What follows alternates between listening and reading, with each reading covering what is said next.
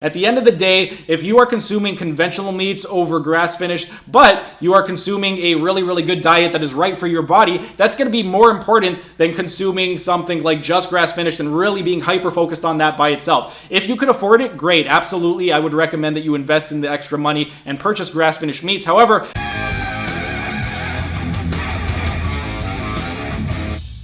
hey everyone, thanks for tuning in and welcome back to another Carnivore Q&A. Steven here with Team Euphoric, and today's question comes from a Carnivore Diet for Beginners group on Facebook, where a member had recently asked, how many of you feel that eating grass-fed and grass-finished meat is much different than all the hormone-invested meats out there?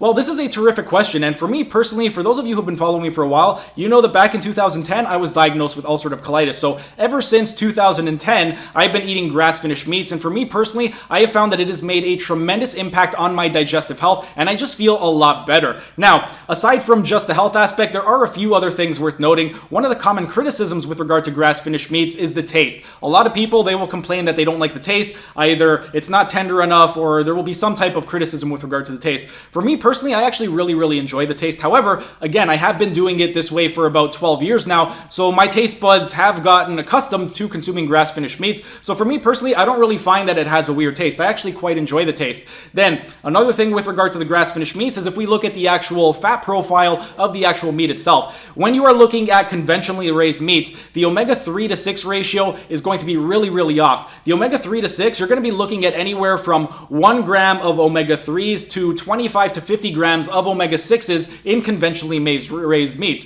Whereas with your grass-finished meats, it's going to be anywhere from a 1-to-1 to a 1-to-2 ratio. Whenever you are consuming anything, you want to try and get the omega-3 to 6 ratio as close as possible to 1-to-1. So if you are consuming a lot of conventional raised meats, you're going to be getting a lot of omega-6s in your diet as opposed to omega-3s. Whereas if you're consuming a lot of grass-finished meats, you're going to be getting a much higher proportion of omega-3s relative to omega-6s. So that's another thing worth noting. And with regard to why that is important, omega-3s, those are going to be your anti-inflammatory particles. And then with regard to omega-6s are going to be pro-inflammatory. Even though they're pro-inflammatory, you still do need omega-6s in your diet. However, you get an abundance of them if you are consuming conventionally raised meats. So for me personally, between the way that I feel with regard to my gut, the overall taste that I quite enjoy, and also the abundance of omega-3s that I'm getting relative to the omega-6s, those are a few of the reasons why I personally choose to consume grass-finished meats as opposed to conventionally raised meats. But for you personally, it's not a make or break. At the end of the day, if you are consuming conventional meats over grass-finished, but you are consuming a really good diet that is right for your body,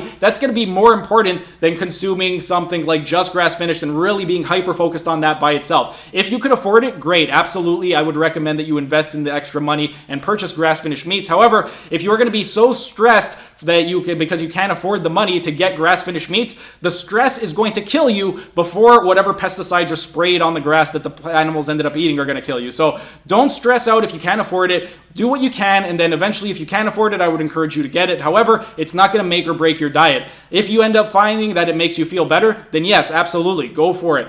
End up spending the extra money because it will be beneficial. But if you're feeling good on conventional meats, there's no reason that you need to spend all that extra money if it's going to stress you out. But that's pretty much it. If you guys have any other questions, go ahead and ask your questions down in the comment section so I can help you guys out. But that's pretty much it for today's video. If you guys enjoyed the video, be sure to smash that like button so I know to keep making these types of videos in the future. And if you're either new to the channel or haven't subscribed yet, be sure to subscribe to the channel and hit the notification bell, as I'm going to be uploading new videos every single day. That's it for today's video. Thanks for tuning in, and I will see you again tomorrow.